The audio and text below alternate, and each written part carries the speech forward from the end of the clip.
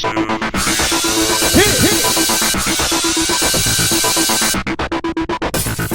everyone, welcome to tonight's Top Chef review.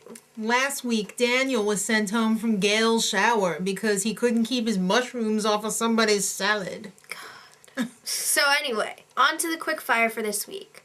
They go to the kitchen and it's all decorated for Christmas. Oh, I love that. I love Christmas in August. Me too.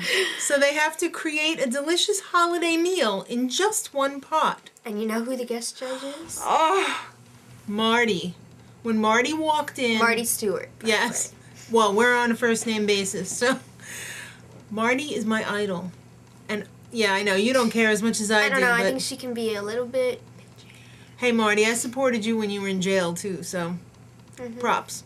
All right, so Marty's advice to everyone was make it simple, but not too simple. Yes, they had 45 minutes to complete this challenge. A little side note here. Fabio was evil when he was about 6 years old. Yeah.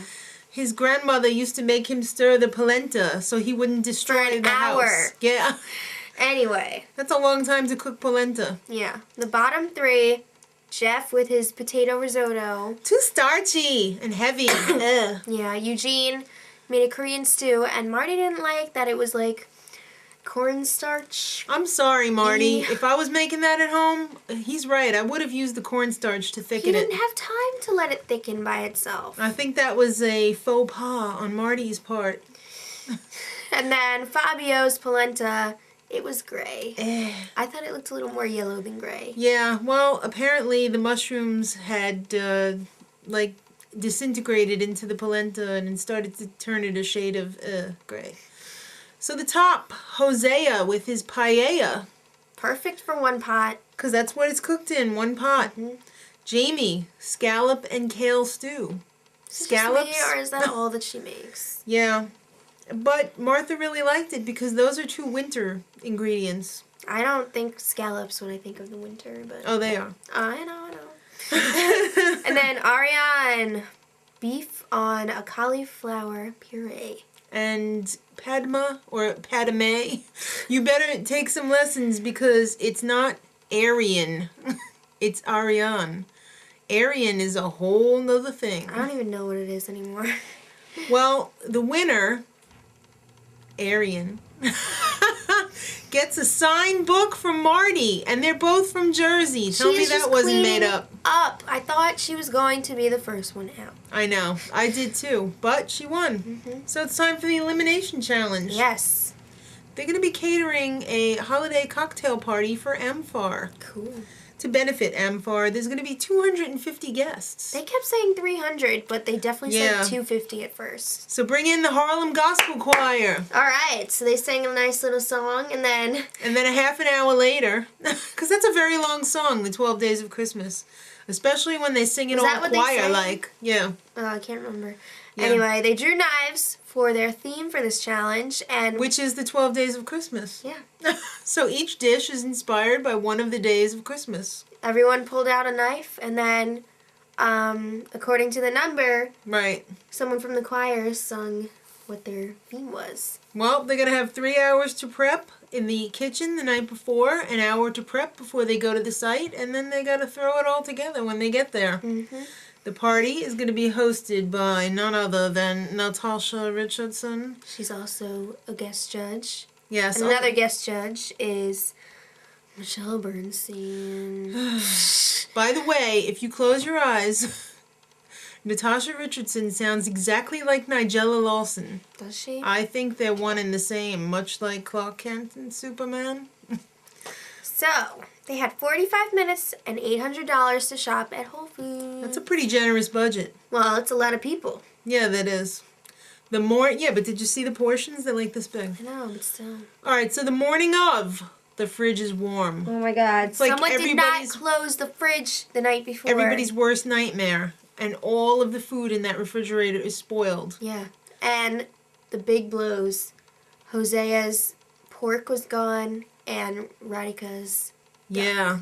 And you know what? Everybody pulled together like they should. some food appeared out of nowhere. I don't know where they got all that pork. Yeah, I think they planned this. I don't know. And everybody pulled together, helped Hosea dress up his pork, and Radhika had to use duck legs instead of the duck breast, which was probably better anyway because they were going to be way more moist. Yes. So it was awesome, pretty much. They all pulled together. They were at the cocktail party, everybody was eating, and the trick here was that you had to take your ribbon and put it on the dish that you liked the best. Well, on the board in front of the Well, table. yeah. Not on the dish. Right. So the top 4 ended up being Hosea, who had 11 pipers piping. He had his smoked pork loin. Jeff, 10 Lords a Leaping. He had seared cheeses. Yeah, with little nuts and... Made me want cheese. Yeah, absolutely. And Stefan with his chicken pot pie, his theme was 12 drummers drumming. It was so cute. It was like a little puff pastry thingy with the chicken pot pie underneath. Yep. And Radhika with duck legs on toast, and she had and a partridge in a pear tree. Well, that was very nice, but Hosea won. He did. He had the most ribbons at the end of the night. I don't know if that was the only criteria for it, or it just so happened that he had the most ribbons. I'm not sure. But Michelle Bernstein was being all cool, like, hey, I'll give you my signed cookbook. Oh, wait, I've got one for everyone. I'll give one to everyone. That was so like, cheap. She didn't plan that ahead. Yeah, great. That's a treat.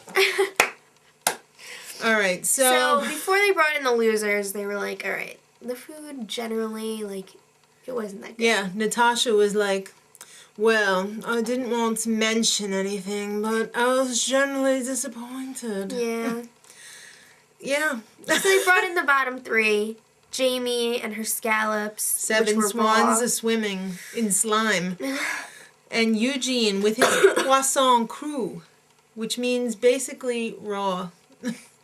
And it was too sweet because he had 5 golden rings, and one of the golden rings was pineapple and coconut milk. Yeah. Too sweet. He totally stood by his dish, too, and he was like, whatever. Big and then, mistake on Top Chef. Yeah, Michelle was all like, if they tell you it's bad, you fix it. Yeah, well, she was more like, if they tell you it's bad, you fix it. Yeah. Yeah. And Melissa, New York strip steak, and cheese. Yeah. You know what? It was too much cheese. But you know what? What else did she have with 9 maids and milking? I know. She took away the cheese, it wouldn't have worked. If Jewish people were there, they couldn't eat it because they mixed the meat and the dairy on the same thing. It's bad. Not good. So, Tom goes into the stew room and tells everyone how disappointed he is. Yeah, he said pretty much it was all crap. Yeah, pretty much. But since everybody pulled together... And they were all helping each other out. And it's the holidays. It's fake Christmas. Yeah, nobody's going home. Ah. Oh my God, I wonder what they're going to pull on them next time then. We do see a little tease for next time that Jamie's doing scallops. Again. That's all she does. How one note, as Tom would say. And there's a new judge in for Gail because Gail's enjoying herself. But the rest of the chefs aren't with this new judge. No. He's like... It's a hard ass. He is. So, till next week, kids. Much love.